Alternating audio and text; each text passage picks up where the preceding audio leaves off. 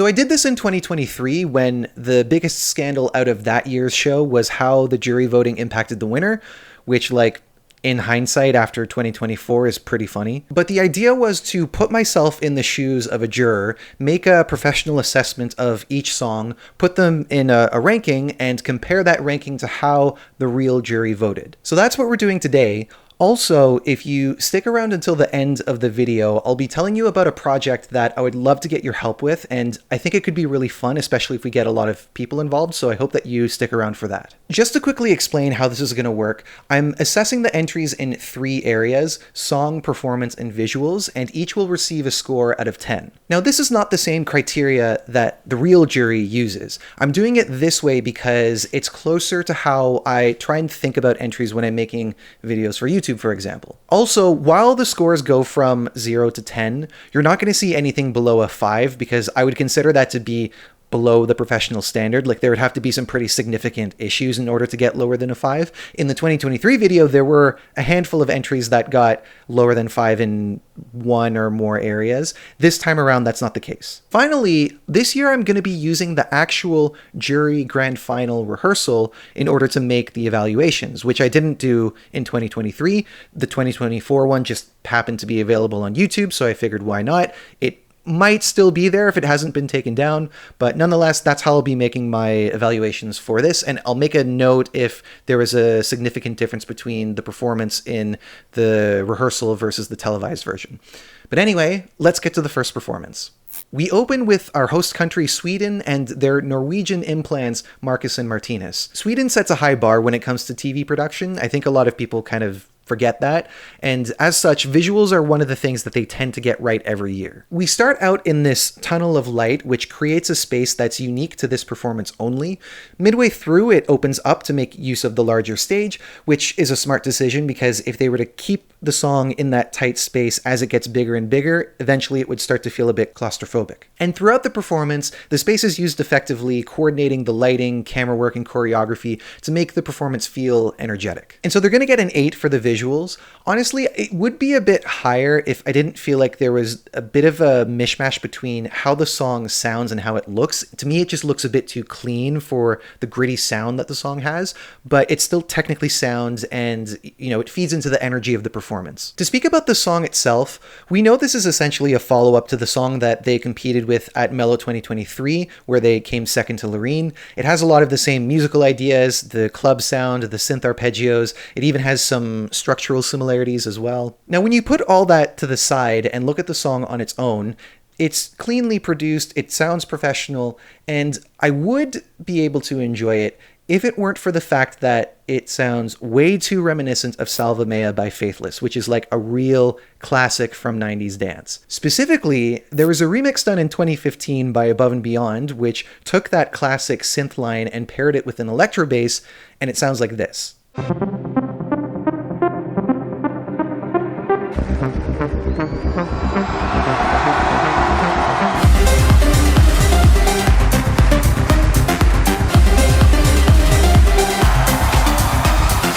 My mind immediately goes to that song, and that's getting in the way of me enjoying it, connecting with it, and so it's something that I can't ignore. Now, I know that's not the case for everyone, and it's not as if this is a song that I would consider to be below the professional standard, but I think the best I can do is a 6 because it's clearly lacking some originality. Performance-wise, there is a little bit of pitchiness, but they're still mostly hitting the notes. They're clearly strong singers. With the choreography, they're doing their best Backstreet Boys imitation, I guess. And I really feel like a lot of the creative inspiration behind this performance and how it looks was like the Millennium Tour. I don't know if anyone else noticed that, but it's choices like these that make it hard to not think of the song, the performance, and them as artists as anything but pop music products. And it's like, there's clearly a market for that. They have a large fan base of kids and teens, but it's just not nearly as interesting as what else is on offer. It's competent performing. I can't deny that, and I can't justify giving them a low score. It just feels fake. That's all. Here's your 7. Now, I couldn't be happier to be moving on to something that doesn't feel fake at all. Ukraine's performance is full of standout moments. Jerry's entrance where she drops her veil, the flood beneath her alluding to Russia's destruction of the Kahova Dam, walking up the mountain as bombs fall overhead, the shadows walking behind Aliona, the closing shot, like, just a beautiful and poignant way to end a beautiful performance. Now, like Sweden, Ukraine also knows how to stage. The one thing that I think is often a weakness for Ukraine is that sometimes they do a little too much. In this case, there are a few details that I think work against the impact of this performance. The shaking of the camera during this moment is a bit excessive, and it seems like the effect is causing some frames to drop as a result. I'm also curious about the decision to put Jerry on the LEDs during this transition. I like the way they come out of it, but it just looks a little bit out of place and takes away from the overall elegance of the rest of the performance. But in the grand scheme of things, these are nitpicks of a performance that is undoubtedly impactful, among the most impactful of the entire night. It's an 8.5. With the performance, I have nothing but compliments for them. Both of them always had a full voice, and any misses were pretty minor. I especially loved Aliona's marathon rap towards the end of her segment. The fact that she delivered 16 lines of rapping with like only 2 breaths was amazing. 8.5 to both of them. They only miss out on 9s because 9s are reserved for singers that really draw you in with their vocals, and I don't think this was that kind of performance. To use 2023 as an example, I gave 9s to Marco Mengoni, Alika, Remafor, and Loreen. Blanca Paloma was the only one to get a 9.5. Could have been a 10, but it didn't really matter because she got my 12 points anyway. But I digress. 8.5 for Aliona and Jerry Hale, which still puts them among the best. And the song, I think, is just beautiful. It's really easy on the ears. The melody stuck out in my mind instantly. It has this anthemic quality that feels uplifting and poignant all at the same time. The only knock that I have against the song is that it has a pretty obvious grammatical error in the chorus. All the divas were born as human beings. It's hard to ignore, but it doesn't take away from the overall beauty of the song, so it will be another 8.5. Now, Germany doesn't have the same reputation that Sweden and Ukraine do at Eurovision, and this year, many people wrote off Isaac and Always on the Run, assuming that they would come last again. They were wrong about that, and while it wasn't an amazing result, for German standards, 12th is like practically a win. A lot of that is thanks to Isaac's vocals. His voice just cuts right through everything else with its power and rasp. He's easily one of the most impressive singers that Germany has sent in recent years. And so in this case, Isaac's gonna get a 9 because I think he clearly made an impact. I also want to mention that I think it was a great decision to use live backing vocals over pre-recorded ones because I feel like it just really complemented the rawness in his voice. Very simple decision that just really improved that impact quite a lot. The song itself, I think, is well made as far as having an effective hook and having like a sing-along quality to it, but I just feel like the style is about 10 years too late. Like this would have killed in the 2014-2015 era of Hozier, Rag and Bone Man, John Martin and the like. Not bad at all, but just not the most exciting or modern sound, so it will be a 7. Visually speaking, the theme is like fire, I guess. In fact, I wouldn't be surprised if they were setting a record for the most use of pyro, maybe a figure that some really diehard Eurovision fan could look into. But I am a bit bothered by how they went about this, because usually pyro is used as a climax to ramp up the energy towards the end of the song. In this case, they went with the reverse, filling the bulk of the performance with fire and then taking it all away by the end using a much less impressive light show. Aesthetically, there's nothing wrong with anything in isolation, but it's more of a problem with how it's used. So for killing the momentum with the visuals, it's going to be a 6.5. Luxembourg is next, making their return to the contest after 30 years of absence. To start on a high note with the visuals, this lighting is gorgeous. I especially love the combination of purple and orange, and if we were talking about the lighting alone, this would get a really high score. Unfortunately, we have to consider the visuals as a sum of its parts, and outside of the lighting, there are a lot of decisions here that just feel a bit excessive. Focal points are all over the map in this performance, and even in the moments where they're more clear, they just don't work very well. One moment that gets talked about a lot is when you start to see these CGI leopards for some reason. Apart from being a distraction, they look cheap, which would drag any performance down. By the end of it, you're getting all this stuff thrown at you, like multiple forms of pyro, gold text, tons of wide shots. I honestly had a really hard time focusing on this performance, which is a pretty cardinal sin to make when it comes to TV production. Because it's so excessive, this probably should be a 5, but again, at least they nailed the lighting, which really at least helps it look professional, so I'll bring it up to a 6. Tali's performance is hard to assess because of all of these distractions. She has a strong voice, and she's mostly hitting the notes quite well, but in the moments where there aren't any distractions from her, she just seems to disappear behind the microphone. And so while I'm hearing her sing quite well, I don't connect to her, and I guess it's a stage presence thing, and so I'm going to make it a 7, a safe 7, because I can't devalue the vocals, but I just don't see much else that makes her remarkable. The song has elements that I think are quite cool. I'm a big fan of Dardust, and you really get a sense of his sound on the song, both in the melody and the production. On a lyrical level, I don't really connect to it because it sounds like quite an ordinary empowerment song, and so it's going to get a 7, mostly for having strong instrumentation and a nice flow to the melody, but beyond that, it's not all that exciting. Now, the Netherlands did appear in the jury show. Of course, they were using a recording from the semifinal 2 performance, but they were still part of the show, so they will be a part of this video as well. Starting with the visuals, I like the fact that they used these PlayStation 1 era graphics as the main aesthetic. It's a nice homage to the era that this happy hardcore and gabber sound had emerged. Beyond that, it mostly feels like a performance that was lifted from the 2000s era of Eurovision, where the only goal was to be wacky and in your face. It's not as if there was no thought here. I just think that some of the decisions don't really make sense out of context. Like, I was really confused about what the bird was supposed to be, so I looked into it, and apparently it's inspired by characters from a Flemish children's TV show called Wizzy and Wappie, and it was meant to represent Joost's inner child. I mean, it fits what they're going for, but to most of us, it's a guy in a bird costume. And so it just feels like the thinking was really stuck in the Eurovision is a circus mindset, and that is essentially what they brought. It is elevated a little bit by the time we get to the gabber section, where things are really going crazy, so it's not a total write-off, but I just don't think of it as that interesting or impressive. 6.5. The performance is much less about being a good singer and more about being a hype man. He succeeds in doing that, but he's still expected to sing in certain moments, and when he does, this is what he sounds like.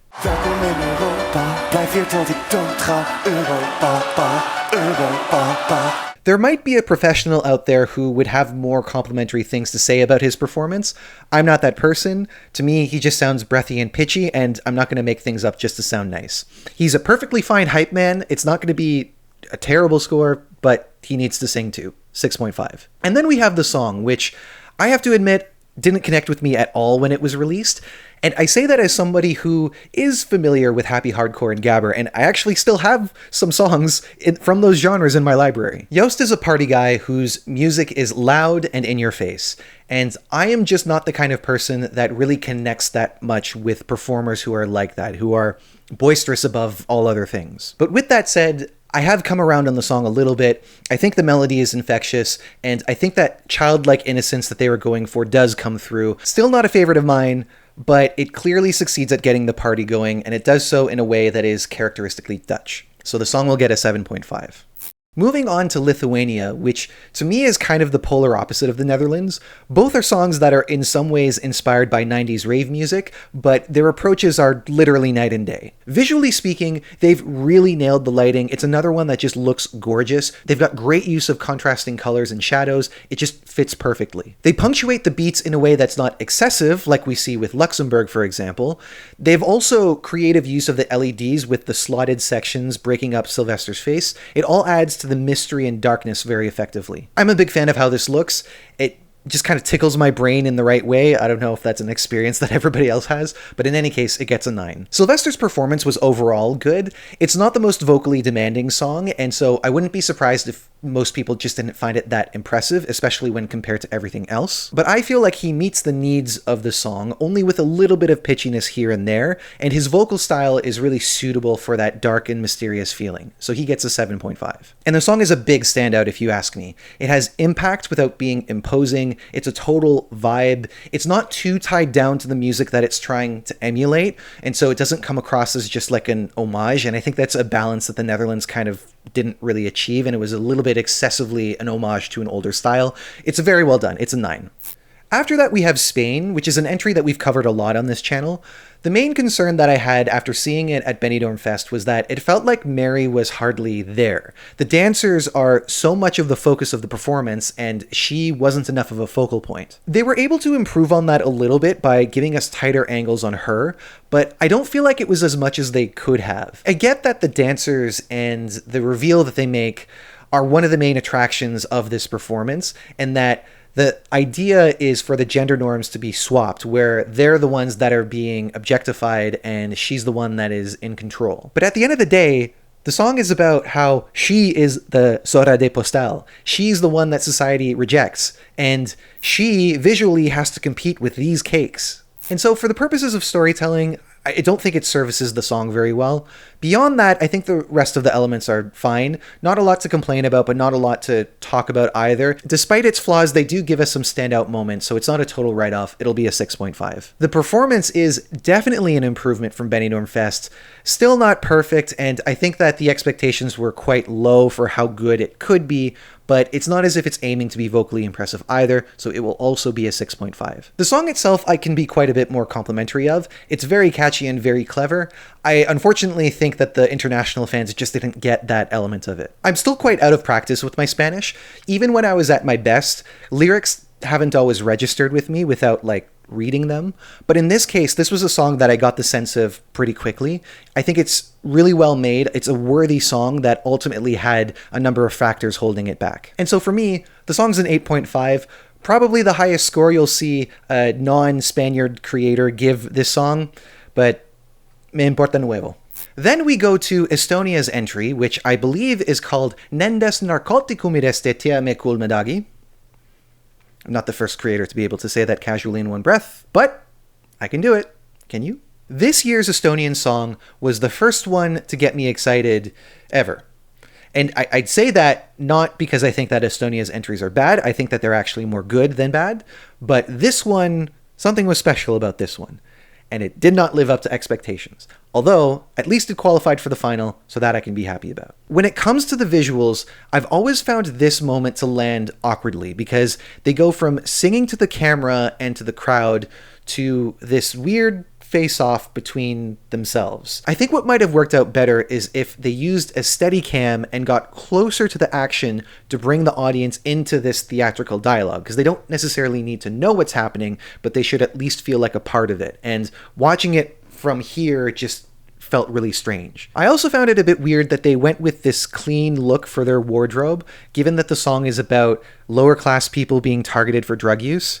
The costumes in the music video conveyed that idea better, and I can understand if they didn't want to go for that all-out look, but maybe somewhere in between rather than showing up looking like, you know, they're on their way to a stag do. And then up against the very clean backdrop with the cubes and solid colors, they just don't seem to fit together. It's like a really big mishmash of aesthetics going on. The best thing about it is the dance, by far. And in the moments where the dance is front and center, they get some good shots in. Overall, not great presentation, but it is saved by the main gimmick, so it's going to come out at a 6. The performance was pretty rough, I have to say. And especially with those opening lines, which were really, really out of tune, I considered giving this lower than 5. Aside from the vocals, at moments the guys just feel a little bit lost, like they're overly focused on hitting their cues or just overwhelmed by the performance. So not a lot to compliment, sadly. At least we get those big, nice howls, which prove that the guys can sing, but without that, this would be considerably below the professional standard. Instead, we're going to meet in the middle and give this a 5. The song, on the other hand, is really awesome. I love the blend of folk and hip-hop. I like the fact that it has a little bit of commentary, but it's still very accessible and an easy party song. It's an 8.5. We follow that with Ireland, who had an exceptional year with Bambi Thug's result, and I couldn't be happier about that. I'm going to start with the song here, which is like quite clearly not everyone's cup of tea. When we do the final ranking, I'm going to mention how that was reflected in the jury score, but hold that thought for now. For me personally, this isn't the kind of song that I would normally listen to.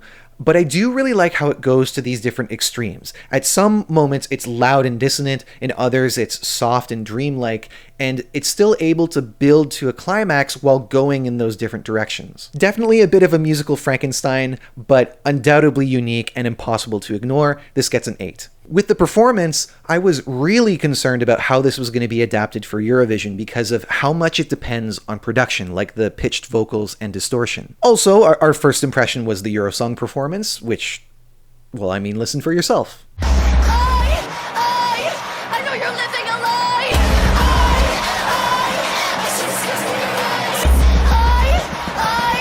I know you're living a lie.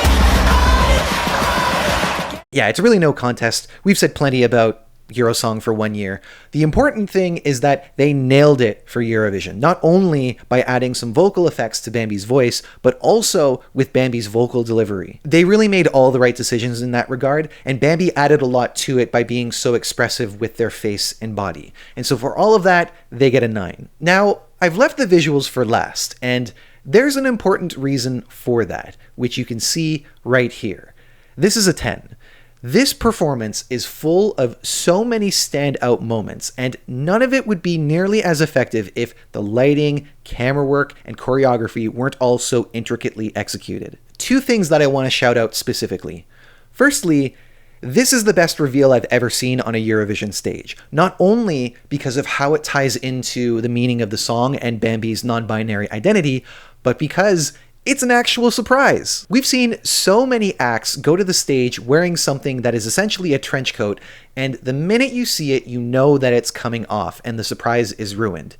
This one comes out of nowhere. The second thing is that this strut is my absolute favorite moment. I love how menacing it feels just as the song is ramping up to its climax, and from this point on, I am covered in goosebumps until the end of the performance. Simply put, this was f***ing amazing.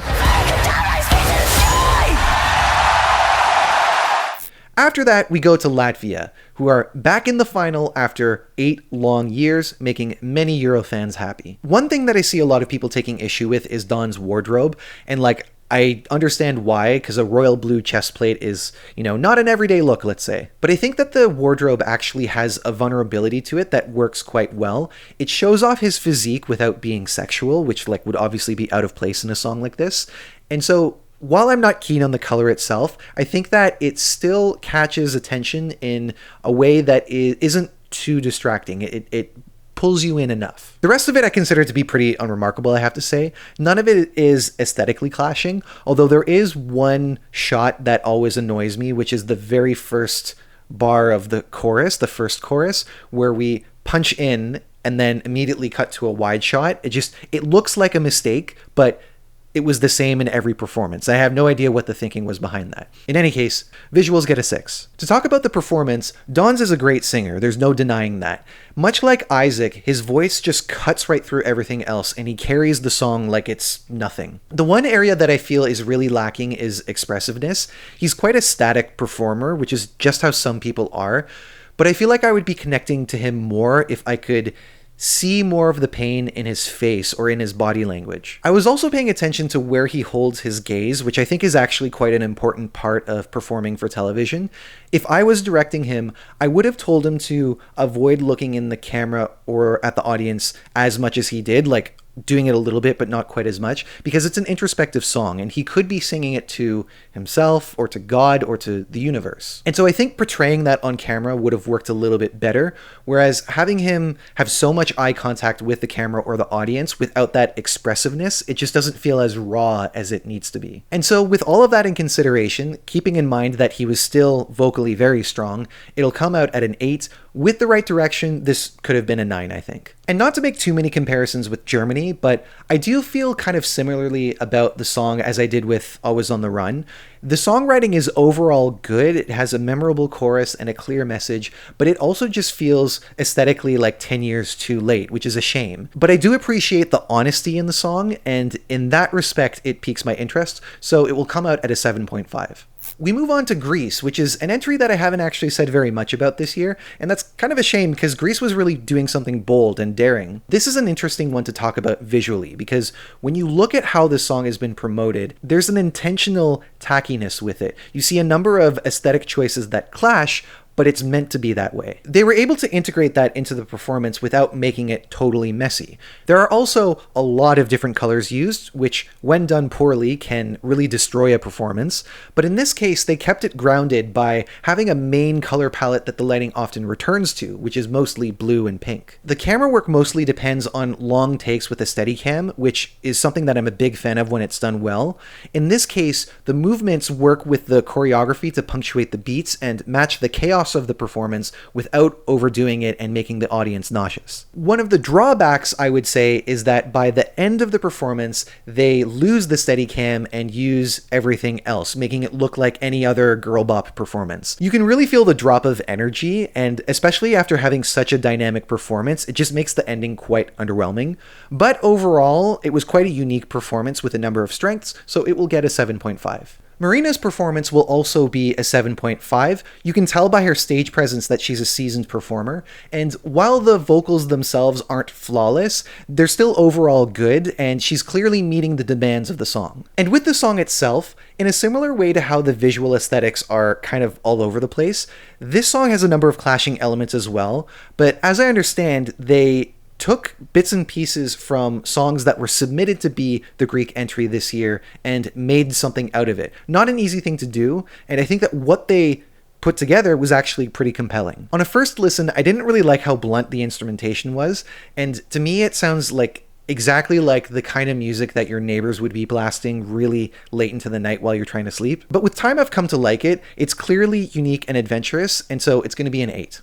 We follow that with the United Kingdom. High expectations for this one that not only weren't met, but resulted in another 0 points from the public. There's a lot to be said about what didn't work with this, so I want to start by saying that for the most part, I admire the boldness of this entry. They were very clearly trying to push the envelope, and that to me is always exciting, even if they don't get the execution down perfectly. Going for gravity-defying visuals requires a lot of careful planning, and I think they did a fairly good job at working out the blocking so that some dancers looked like they're on the wall or on the ceiling. One aspect of that effect that I think didn't work as well was the spinning and tilting effects that were quite clearly done through software. I feel like if they had a physically moving camera, then it would have looked a little bit more natural and the effect would have come through a bit more. One of the criticisms behind this performance for other people is how homoerotic it was. And like, I understand why. I don't necessarily have a problem with it as an idea, but I think that the way that they approached it in the choreography didn't really do it any favors. Often it was just too on the nose, and other times it was kind of goofy looking. This moment in particular is also an example of how you can kind of lose sight of what the goal is. I feel like they were taking the idea of making the audience dizzy a little too literally here. And like, you can't forget that people are still watching this and they need to engage with it. And by overwhelming them with images, they might look away. In any case, there were some good ideas here. I don't think that they were treated in the best way. And to echo what some of my family said, it was a lot. It was a lot. So the visuals are going to be a 6. Vocally speaking, Ollie was a bit pitchy in the televised performance, but we're going off the jury performance here where he was considerably stronger. He really nailed the high note as well. He's going to get an 8.5. As for the song, I think it works well as a club tune. I like the production, especially like the vocal chopping and some of the synth work. As a song, it doesn't really like grab me, but I still consider it to be identifiable among the mix of songs this year, so it's going to be a 7. Norway is up next, an entry that very few people would have predicted to come last in the grand final, myself included. One of the things that I thought this performance had going for it was its visuals. At MGP, the performance was really dark and atmospheric, and it was a big contrast to the brighter and more cheerful songs that we saw in that contest. And so I think a lot of people just assumed that it was going to stand out just as much when it came to Eurovision. But it didn't, and I think it's partially because it didn't have the same level of atmosphere. If you compare the performances, the MGP one is noticeably darker, and in my opinion, it works better than the brighter one that we got at Eurovision. They also got rid of the film inserts that we saw in the original performance that had the landscapes and elements, which I think is too bad because it really helped convey the wild nature of Norway. And so it just didn't have the same visual identity that it had before. And when you compare it to Ireland, for example, which was so visually striking, I think it just didn't impress enough people to get into the top 10 of that many countries. With all that said, it's not like the visuals were bad. They were just watered down a bit from what we were expecting, so it's still going to come out at a 7. With regards to the performance, Gunhild has a particular vocal style that's unique to her. When she goes for the high notes, she needs to maintain a level of grit without letting her voice crack. In some performances, she didn't quite get it, but for the jury show, it was really quite good. Now, if you were to ask a vocal coach, they would probably have more precise things to say about her technique. In my opinion, as a non-singer, I think it's awesome. I think it adds a lot to the song, and it is impressive to me, so it's going to be an 8.5. The song is simply not the most accessible, and I think that's something that a lot of people were overlooking when they were expecting this to resonate with more of Europe, but I personally see a lot to admire in this. I really like the way that they built their chorus from a herding call. I think that's so cool, and I love the way that preserving Norwegian folklore is such a big part of what they do. And I don't know about you, but by the end of the performance, I'm covered in chills, so the song's going to get an 8.5 from me.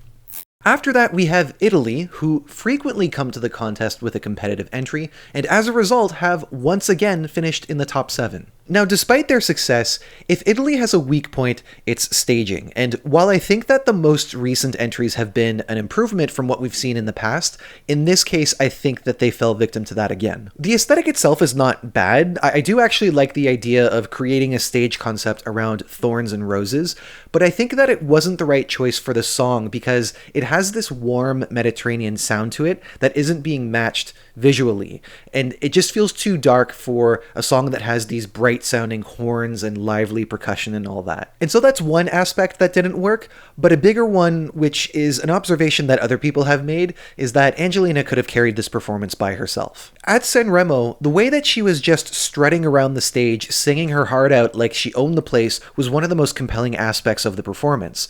Bringing in the dancers and making it so much more heavily choreographed just made it feel a lot more ordinary. And so I was quite disappointed with this, but it's not like it's a visual mess. The only real sin here is the use of the sparkle curtain, which in my opinion always blows out the image and never adds anything, but like that's a nitpick. Visuals get a 6.5. Performance-wise, Angelina is an incredible singer with a lot of personality.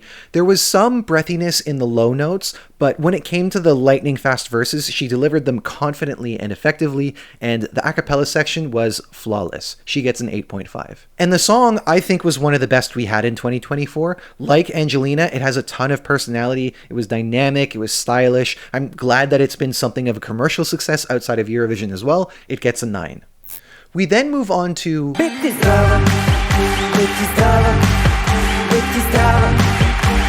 Beat.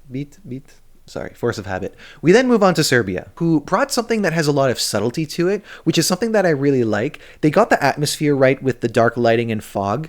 There is, of course, a limit to how atmospheric you can make it with the design of the stage, having people surrounded on all sides. But even still, it's very elegantly made and still manages to have some standout moments, like the burst of light in the second verse, and of course the Ramonda flower that emerges at the end. My biggest criticism would be the opening shot, which I feel like in most performances is critical to get right, and in this case it's just not very engaging. It's an improvement from the video clip that they used in the national selection performance because it still feels like part of the performance rather than just some random landscape, but I think the angle that they chose just doesn't introduce the performance very well. You can't really make out what you're looking at even when the smoke disappears. What I think would have been better is if they got closer to the actual stage setup so that you could see Taya on the rock, or at least get like a silhouette of the rock itself. Apart from that, it's a tasteful performance that suits the song. Not quite a heavy hitter, but I think it succeeds at what it's aiming to do. It's a 7.5.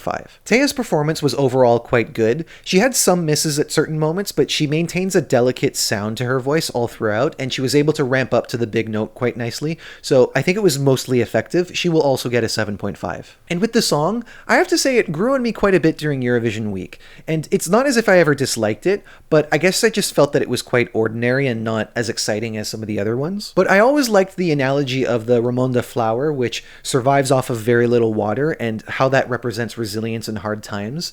And when you pair that with the lullaby quality of the song, it brings this sense of peace that I feel is welcomed. So I'm going to give the song an 8. After that, we have Finland and their Weird Al versus Gunter versus Dance Dance Revolution mashup. 100% the kind of performance that people expect to see at Eurovision, simply for the chaos, and also 100% the kind of performance that people overestimate being successful at Eurovision. With the visuals, I mean, there is a narrative going on stage from him being jortless to having jorts in the end. I don't deny that there's progression going on, but they usually had a hard time making the naked gag convincing because somewhere along the line they would reveal that he wasn't actually naked. They mostly got the execution down for the televised performance, but for the jury show, everything was covered in fog. As for the rest of it, he comes out of an egg because the word for egg in Finnish is munna, which is also slang for dick. Maybe you have to be Finnish to find that funny. And everything is covered in denim because jorts, which, again, I'm sure is funny to someone. To me, this is just silly and stupid for no reason. I'm still giving it a 6 because it's not a static performance and they at least set a challenge for themselves by attempting to do the naked gag. But if it weren't for that, this would be a 3 or 4 because it depends so much on gags rather than anything else to make this an impressive performance. The vocals are also not going to get much praise from me.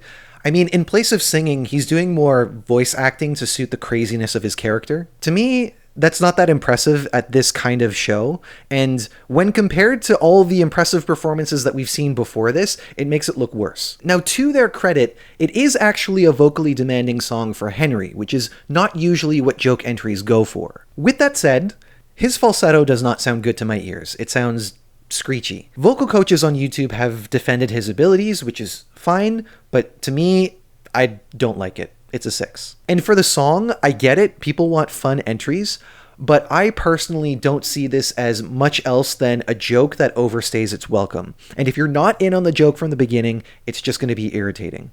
It's a 5. Following that, we have Portugal, who comes in as a greatly welcomed sight for sore eyes in just about every way. One thing that I really like about Portugal at Eurovision is that they do elegance very well. Visually, we have a minimal aesthetic, no colors, just white light surrounded by darkness, and they're able to make the performance develop using just a few elements: the dancers, the cubes, and the flashes of white light. They also addressed one of the main concerns that I had about the Festival de Canção performance, which was that I felt like the dancers were occupying too much of the focus. For the Eurovision performance, they were able to find the right balance with using them as development, but then also not taking too much attention off of Yolanda. It really is a contrast to Finland in the sense that this performance has practically no gimmicks, and anything that's used to be eye-catching feels tasteful and meaningful. So for that reason, visuals get a 9. Vocally speaking, Yolanda sings flawlessly. I absolutely love the opening a cappella with the static close-up on her face. I especially loved how, in the televised performance, she added a little bit of embellishment to one of the lines in the first verse, and by the time we get to the big scream, she's got a ton of power in her voice with enough rasp in there to really feel that sense of release. It's very beautifully performed. This is also a 9. The song itself, I'm a big fan of. It has this beautiful arc that helps the song develop in such a captivating way. I also really like the combination of guitars, strings, and electronic synths. It's a great example of a song that combines modern and traditional elements. If there's any criticism that I have, it would be that I feel like the song is lacking a little bit of impact, and I feel like one of the things that could have helped it would be if this was recorded by a live orchestra. I'm pretty sure that this was made with software, though I could be wrong. And like, in fairness, an orchestra is expensive, so I wouldn't necessarily put that as like a big knock on the song. In any case, this is something that I really connect to. It feels meaningful and honest. The song gets an 8.5. Armenia is next, and boy am I fond of how they approached Eurovision in 2024. Show up, sing la la la, say nothing, and finish in 8th. Why not? Honestly though, I think the key to this was in its simplicity. This is very much an entry that people come to Eurovision for, and so they gave the audience what they wanted with a ton of personality. With the visuals, there's not too much to break down, I would say. I think they benefited a lot by having the 360 stage so that they could play to the audience during the chorus and fill the room with excitement. And then they broke that apart by using the Steadicam to get nice and close to the band members and get them to connect to the audience at home. There's nothing groundbreaking about it, but it does what it does, and it does it very well. This is an 8. With regards to the performance, Jacqueline is just a lot of fun to watch. In fact, everyone on stage is just oozing with energy. The only thing that's amiss, in my opinion, is that the energy kind of stays the same throughout the song. Apart from the fact that we do get a high note towards the end, it's kind of negated by the fact that we return to the la la la chorus for what feels like an additional time. Like, it's almost like, oh, we're back to this again, and it just kind of kills the energy that was brought up in that moment. And so the vocal performance will be an 8.5. They're definitely very talented. The song is going to be a 7.5. It's lots of fun. They excel at what they're trying to do. It's just repetitive, and I don't think it's really remarkable enough to justify a really high score. We follow that with Cyprus and 2024's youngest performer, Cilia Capsis. This is a fairly by-the-numbers pop performance. It puts a lot of emphasis on the hook, it's heavily choreographed, it includes a dance break, it ticks all the boxes. Visually, I like the aquatic theme that they have with the LEDs. I also think that they had some clever ideas with synchronizing the movement of the LEDs with the choreography. The problem, however, was that even if the talent was slightly off their mark, you could see that there was a bit of distance between where the movement was happening, and therefore there wasn't a natural connection between the talent and the actual image. From an energy point of view, I think it's pretty solid. The camera work is well matched with the choreography, and the focal points are clear. Overall, like, it's technically sound, but I just don't think it's all that visually compelling. The aspects of it that are visually compelling are pretty minor, so it's going to be a 7. When talking about the performance, definitely impressive from a 17-year-old. There were some misses and shakiness with the high notes in the chorus, but it's not really enough to bring the score down by a lot. The big miss for me was in the bridge, where her dance moves just look a bit messy. It's less of an issue with her and more of an issue with the choreography itself, I would say, but it still puts an impact on the overall performance. Overall, she demonstrated her abilities fairly well. She'll get a 7.5. The song, I have to say, is nothing special. I can't deny that it's catchy and the production adds a lot of impact. The lyrics have some choices that have made this a bit of a joke over the 2024 season, but it's not the most offensive or cynical version of a pop song that I've heard. It's a 6.5. Now on to our winner, Switzerland, who will be hosting this year's contest in Basel. Now, I'm really glad that the results going the way that they did haven't resulted in the same kind of backlash as the 2023 results did. It is worth mentioning that, unlike Loreen from the previous year, Nemo wasn't trying to outdo an earlier song of theirs that is considered to be significant to Eurovision's history, so the dynamics aren't quite the same, but it's still good to see that people consider this to be an acceptable result, despite the fact that it won with even more of a jury landslide and with even less public support than 4 other entries. So to dive into this performance and consider why it was so widely appreciated by the juries, it's worthy to make note of just how technically demanding it was in every respect. Visually, the performance is dynamic and engaging, all while being centered around a single prop. If you watch recordings from inside the arena, you'll see just how much orchestration was involved with this to hit all the right cues. And when you're watching it through the camera, you hardly notice any of it. Even the fact that Nemo is sliding and spinning all while pulling off this vocally demanding song is enough to praise on its own. They switched from operatic falsetto to rapping on a dime, and that's not only something that is like a truly unique feat that we never see from any other performer, but it also communicates the message of the song very effectively. The rapping is delivered in a masculine way, the opera in a feminine way. Nemo is showing the depth of their gender expression without any regard for what society expects of them. And the song is both lyrically engaging and uniquely crafted. It very effectively communicates its message, and it does so while exploring all of this territory with musical genres. No further notes, 9s across the board. This is a deserved Eurovision winner. Slovenia is up next with one of the more cinematic entries of this contest, and when you have a song that has a cinematic feel to it, visuals are a big factor in their success. I would say that the biggest strength is with the choreography and blocking. They did a good job at portraying this otherworldly aesthetic with these fluid movements, and I especially like this crawl that Raven does towards the end of the song. It just looks really, really cool. Other elements like the wardrobe, I'm really split on. I think it also suits the otherworldly feel, making her look like a mermaid, but I think the material itself clashes with everything around it. What would have worked better, in my opinion, is if she had something similar to what she wore at Dora when she performed this song. It was also form-fitting, it was a bit provocative, but it didn't leave this dark tone over the rest of her skin that stops at her neck. The big miss, in my opinion, however, is lighting. It's bright and very white. I would have much rather seen some dark blues and more shadows because this needs atmosphere that it simply doesn't have. And so for not getting that crucial detail, the visuals are going to be a 6. As for the performance, Raven nailed it. Her voice is phenomenal. She hit those high notes like it was nothing. She was a little bit shakier in the lower registers, but still more impressive than not. And when you pair that with all of the crawling around she was doing, she truly embodied the character that she was portraying in the song. She gets an 8.5. The song is one that I do enjoy. I appreciate the creepy sound that it has and certain features like the subtle percussion in the verses and those vocal trills. I feel like it really adds to that feeling. It might be that the composition itself just isn't the most engaging because I never considered it to be like a catchy song. I always walked away with it with more of a sense of its feeling rather than a concrete idea of its melody. It took like a good 3 or 4 listens before I actually could recall how the melody sounded. Because I still engage with it and I can acknowledge the creativity in it, it'll be a 7.5. Up next, we have Croatia, one of this year's fan favorites and the eventual televote winner. If I'm being perfectly honest, I consider this to be among the least interesting televote winners of the last 10 years or so. Clearly, I'm in the minority with that. It's just how it is, different strokes. And it mostly has to do with the song itself. So a big part of the appeal of this song is the hook. It's repetitive, but it helps to establish a feeling of anxiety that builds and builds. And it should build to a point of release, which would be the chorus. That chorus is, in my opinion, really underwhelming. I feel like it lacks a punch. It depends a lot on the call and response element, which obviously worked well for the live performance.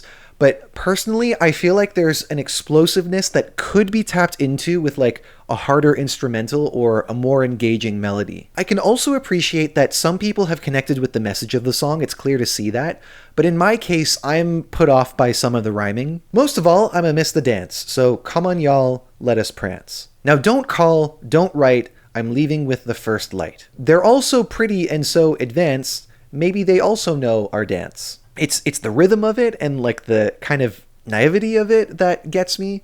I'm sure that it's part of the appeal for some people, but in my case, like I just don't connect with it. With all that said, I'm not going to give it a bad score because I can recognize certain aspects that work for other people. I think that's pretty clear. For me, it just doesn't click, but for a song that very clearly succeeded at what it set out to do, it'll be a 7. The other areas I can be more complimentary of, the visuals were definitely elevated from the Dora performance. I like the fact that they kept the diverse color palette, but separated the colors into different sections to keep it a little bit cleaner. The camera work was also a really big aspect in how this felt energetic. One of the most simple and effective additions that they had done was adding reaction shots from the crowd during the call and response section, something that they didn't have in the semifinal. It's not the most visually interesting or challenging, but it's without a doubt energetic, and for that it will get an 8. And for the performance, his energy matches the song and he clearly has stage presence.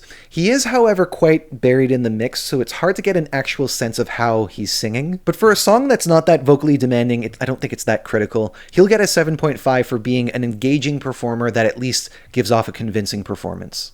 Coming down to the last few performances, we then go to Georgia, who, just like Latvia, are back in the final after 8 years. With respect to the visuals, I think this meets all the expectations that anyone would have of a pop song called Firefighter. There's the fire, there's the dancing, there's her butt. If we had seen this like 7 or 8 years earlier, this would have been a standout without a doubt. In 2024, it's just really cliche at this point. And so some points for being overall competent, but not amazing, 7. Vocally speaking, Nutsa is a powerful singer that's pretty clear. She demonstrates her vocal control quite effectively with all the runs that she does. I do feel like it gets a bit excessive though, and with all this belting, it just makes the whole thing feel quite shouty and overbearing. It still works more often than it doesn't, and if I were using the real jury's criteria, this would undoubtedly fit the vocal capacity section, and so balancing out the good with the bad, it will still end up at a 7.5. And for the song, my comments are pretty similar to how I feel about the staging in the sense that it's not groundbreaking, but it has elements that work. In particular, I feel like the vocal hook is very effective. It's not the most original line lyrically. I feel it in the air, you know that I'll be there. But it pairs really nicely with the vocal top line, and it gives the song a sense of urgency. Beyond that, I feel like the rest is pretty straightforward. The song will get a 7 from me, and again, like there's very little that is bad about this entire package. It's just that Eurovision is competitive nowadays, and there isn't enough here that really makes it stand out. Over to France, who came to this year's contest with a vocal showcase. So let's start there. We've always known that Slimane had a good chance at doing well with the juries from the moment that this song was released. Not only does he have that vocal capacity that we were just talking about, but his voice has a lot of texture to it, and he very easily switches from soft and delicate to passionate and intense. Now, in this performance, we all know that there's that big moment where Slimane takes 3 steps back from the microphone and belts out the chorus in a cappella. When he was performing in the jury show, midway through this segment,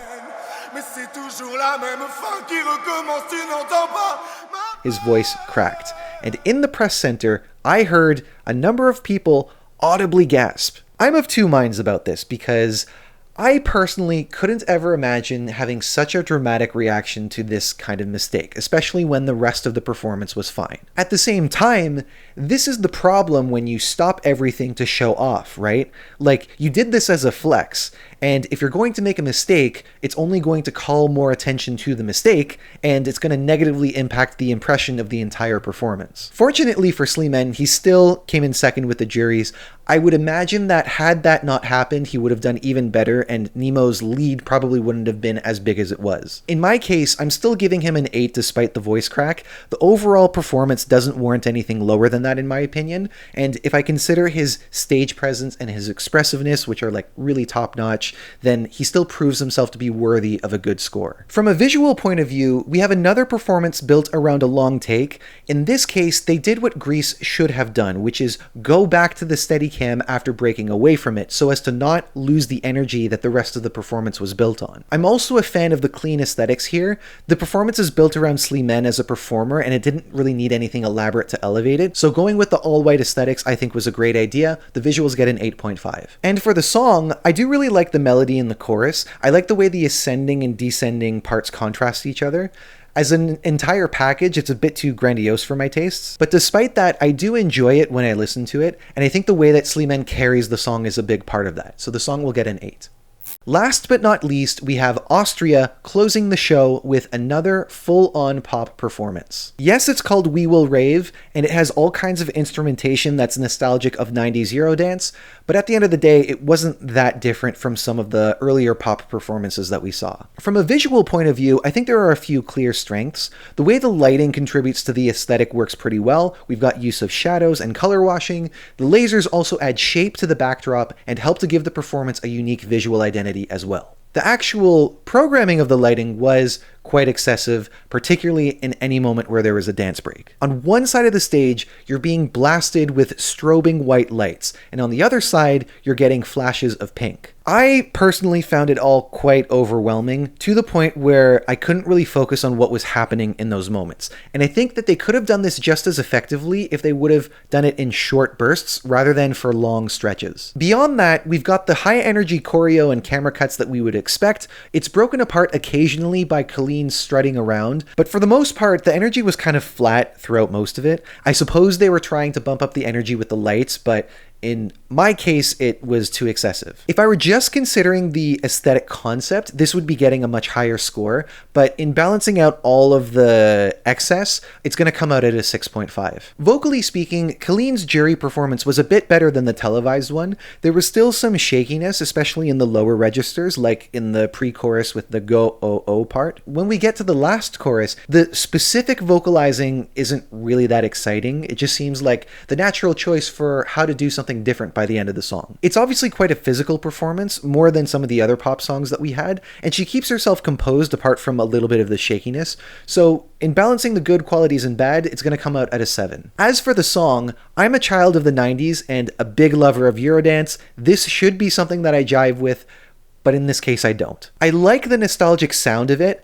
but as a piece of songwriting, nothing really clicks. It's catchy, but it's quite repetitive. I don't really get into the story of the song, and I can't really identify much of its strengths. I mean, it's still a cohesive pop song with a professional sound to it, but I just don't think it has much of a pull, and so the song's going to be a 6.5. And with that, we've reached the end of the grand final performances. Now it's time to rank the songs according to the scores. So here we have all the songs organized by the total value of the scores that they got. As you can see, there are a lot of ties, which, given the limitations that I put on myself, is pretty natural. If I had decided to use the full scale of 0 to 10, then there might have been fewer ties, but in any case, this is just my method. This is how I decided to go about things. Now, the deciding factor for which country goes ahead of the other comes down to the score that the song got. And for example, you could see with Italy, Norway, and Armenia, they're ordered like that. You can also see that the top two, Switzerland and Ireland, are also tied. And if I were to use that method, then Switzerland would be my number one, which is exactly where 71 other jurors had put them. However, Ireland is the only entry here that has a 10. And when I think about the performance that, in my opinion, has the biggest wow factor and gives me the biggest chills, it's Doomsday Blue. So for 2024, my 12 points go to Ireland. I'm really happy about that choice, by the way. I would be equally happy giving that 12 to Switzerland as well, but they don't need any more. They had all the 12s in 2024. These are the rest of my points, which I give as a one-person jury. Of course, if I were a real juror, then my ranking would be combined with 4 other people to determine who actually gets the points. But on that note, let's compare my ranking with how the real jury voted. So these are the grand final songs sorted by their average jury rank. Now, to make a comparison, we simply do some subtraction to see whether or not my own ranking was above or below the average. Now, the further you go to the top or the bottom of the list, the more likely you are to see larger discrepancies. And that's because every entry received a wide range of rankings from each of the 180 jurors. If you want to put that into perspective, here are some stats showing the number of first places, second places, third places, and last places that each song got. You can see here that nearly every song was someone's first place and another person's last place. So because of that, it's not going to be a one-to-one comparison. It's only meant to be a rough idea of how similarly I voted to the average juror. Now, I mentioned that I had an interesting stat about Ireland and the jury this year. If we consider a top 10 ranking to be favorable, because that would mean that a juror thought that a song was at least better than the majority of songs, Ireland had exactly 90 jurors place them in the top 10, which is half of the jury. They quite literally split the room. And so looking at the difference in the average, it might look like I was the odd one out and I really overrated them, but there were actually 11 other jurors that gave them the exact same ranking, and 79 others that at least thought of Ireland's entry to be among the best. Another entry where you can find a pretty substantial difference is with Lithuania. Luktelk was one of the few songs that nobody put in first, and you can actually find it right in the middle of the averages. If you ask me, that makes a lot of sense because it's not a song where there's a lot of showing off. And so people who are looking for those high notes or those jaw-dropping moments, they're not going to praise it as highly as they would another entry that has those qualities. As for me, I put it in fourth place, which only 5 other jurors did. I think it does what it does very well. It stands out in my mind musically, and it's an entry that I want to come back to. On the lower end, the biggest outliers are Sweden and Luxembourg. In Sweden's case, I didn't rate the song very highly, but I think that's justified because my brain is involuntarily associating the melody with a different and more compelling song, so I can't ignore that. I was also a bit tougher on Marcus and Martinez's performance than I imagine most other jurors would be, and it's not a matter of me thinking that they're not talented, it's simply that I find their presentation to be overproduced. In Luxembourg's case, apart from the issues with the staging, I don't really think any of it was bad, but I also don't think that any of it was amazing. I just think that in this selection of songs, it didn't have as many remarkable qualities as the other ones did. And what we have to remember is that I could have loved everything, but I would still have to order them from 1 to 25. Personal preference only comes into play to some degree. And even when you do love a song, sometimes the performance just can't really justify a high placement, as was the case with 2 of my favorites, Spain and Estonia, who I put in 15th and 24th. And I could just dismiss that aspect and find some way to justify putting them high enough to get points, but that just doesn't feel right for me. In any case, when real jurors are voting, they're watching the show in real time and mostly going off of feeling to come up with their ranking. When I do it, I'm jotting down notes, I'm rewatching things, I'm not on a timeline, and I am very prone to overthinking what I saw. If I was really on a jury, my own ranking would be fairly different to the one that you see here. But The biggest differences that you would find would probably be from the center down, because the entries that leave the biggest positive impact you're most likely to put on top, and the ones that leave a negative impact or that you just simply forget are more likely to go to the bottom. A little food for thought. Now, ranking songs is one of the things that Eurofans do the most. If you go to any Eurofan channel, you'll most likely see that person's top lists for years, countries, national selections, so on and so forth. But in my case, these jury-style ranking videos are really the extent of the ranking that we've done on this channel. And if you want to know why you don't see those types of videos from me, the short answer is that they're just not the kind of videos that I'd want to make. Everybody does them. I'd rather do other things. With that said, I have been looking for an opportunity to break form a little bit and talk about older Eurovision songs, because a little over a year ago, my partner and I finally watched all the Eurovisions, and as we went backward in time, I gained a lot of perspective for what the contest is and an appreciation for its early days. So this is where I would like your help.